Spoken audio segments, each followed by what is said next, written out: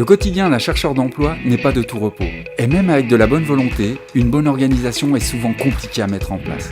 Voici donc, au travers ce tuto, quelques pistes de réflexion, quelques conseils, ainsi que différents pièges à éviter. La situation qui vous entraîne à chercher ou à rechercher un emploi est propice au questionnement. Vos motivations, vos envies, vos atouts, mais aussi vos freins et vos contraintes sont autant d'éléments qui peuvent vous aider à définir les domaines d'activité vers lesquels vous pourriez vous orienter professionnellement. Identifier ces éléments de votre personnalité et en prendre conscience peut être un excellent point de départ pour vos recherches.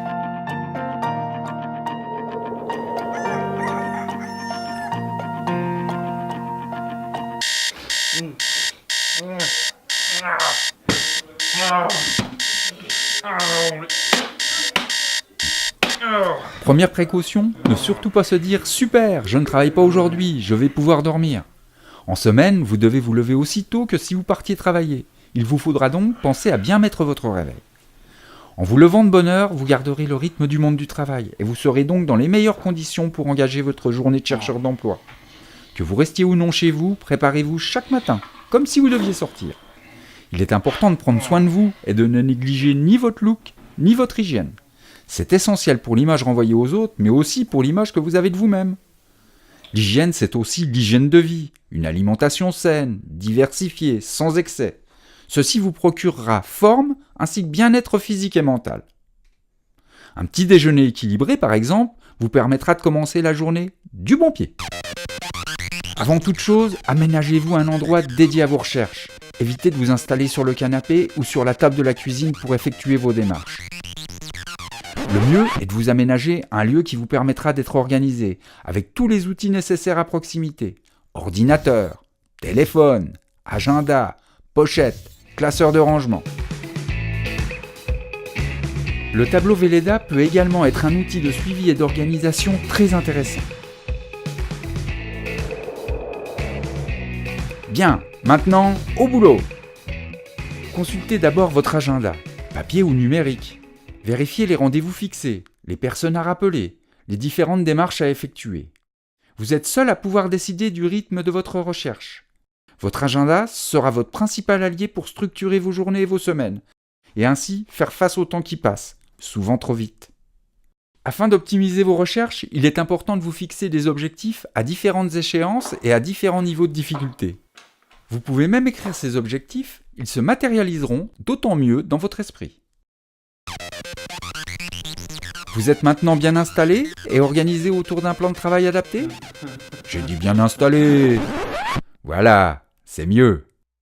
Vos objectifs professionnels sont bien définis et votre CV est à jour ? Vous pouvez alors consulter les annonces sur les sites d'emploi que vous avez ciblés, consulter les journaux locaux ou les journaux spécialisés, faire le suivi de vos candidatures via votre boîte mail ou encore développer et consulter votre réseau professionnel comme LinkedIn, Viadeo et Lorfolio par exemple. Si vos recherches et votre organisation se font essentiellement avec un ordinateur et un téléphone portable, attention. Soyez attentifs à ne pas être happés par tous ces écrans qui remplissent notre quotidien. Et ne vous laissez pas distraire sur Internet par les réseaux sociaux, les vidéos, les emails perso ou encore les publicités. Les tentations sont si nombreuses. Mais le temps vous est compté et vous pouvez rapidement passer à côté de votre journée à ne faire que surfer sur Internet sans but précis. Et bien sûr, sans aucun résultat en termes d'emploi. Néanmoins, afin de bien séparer la vie pro de la vie perso sur vos écrans, vous pouvez par exemple vous aménager quelques temps de pause dans la journée, pendant lesquels vous vous autoriserez à consulter vos messages personnels. Pensez à décompresser pendant la pause déjeuner. Préparez-vous un bon petit repas, si possible équilibré. Évitez la télé, évitez les écrans, profitez de ce temps pour faire une vraie pause.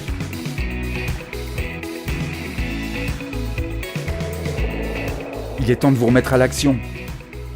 Vos recherches d'emploi ne doivent pas se faire exclusivement en ligne. Il est important de ne pas passer une journée entière seul devant son ordinateur sans rencontrer quelqu'un. Alors sortez et allez régulièrement à Pôle emploi, dans les agences intérim, à la mission locale ou dans tout autre lieu réservé à la recherche d'emploi. Dans l'organisation de votre après-midi, consacrez également un moment spécifique pour vos lettres de candidature. Et ce, afin de faire le suivi de celles que vous avez déjà envoyées et pour en rédiger de nouvelles si besoin. Plusieurs jours après l'envoi d'un courrier ou après un entretien d'embauche, vous pouvez tout à fait recontacter les employeurs afin de les relancer ou pour savoir ce qu'il en est. Bonjour. Oui, bonjour. Attention, Madame Taf. fixe ou mobile, il est important d'avoir un bon téléphone afin que la communication passe bien entre vous et votre interlocuteur, sans friture ni coupure. Attention également aux messages d'accueil sur votre répondeur téléphonique. Allô? Allô? Ah, je t'ai bien eu, hein, c'est ma messagerie. Ah, mais tu peux me laisser un message? Privilégiez quelque chose de sobre et sérieux. Évitez absolument les messages qui se veulent drôles et qui pourraient être très mal perçus par un recruteur qui cherche à vous joindre. Vous pouvez maintenant répondre aux offres d'emploi et envoyer vos candidatures auprès des entreprises que vous avez identifiées. D'autre part, il ne sert à rien d'envoyer sa candidature par centaines. Ciblez bien les entreprises et envoyez-leur un courrier personnalisé. Veillez également à ne pas utiliser une adresse email avec un nom ou un pseudo complètement farfelu. Pensez à vérifier et à mettre à jour vos comptes sur les réseaux sociaux. Soyez notamment attentif à votre photo de profil.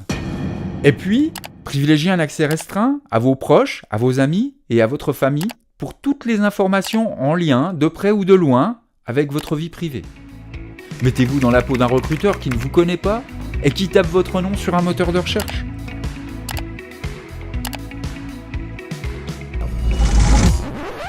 Les nombreuses démarches réalisées vous auront peut-être permis d'obtenir un entretien d'embauche. Super! Mais pensez à vous y préparer. Et pour cela, un outil génial est à votre disposition sur Internet. Le fameux tuto « Réussir son entretien d'embauche » produit par la communauté de communes tertouloises. Voilà, maintenant c'est l'heure du rangement. N'oubliez pas d'éteindre votre ordinateur et surtout, détendez-vous. Ce n'est pas parce que vous cherchez un emploi que vous n'avez plus le droit de prendre du bon temps. Pour garder confiance en vous et bien vivre cette situation, il vous faudra aussi savoir sortir de votre habit de chercheur d'emploi.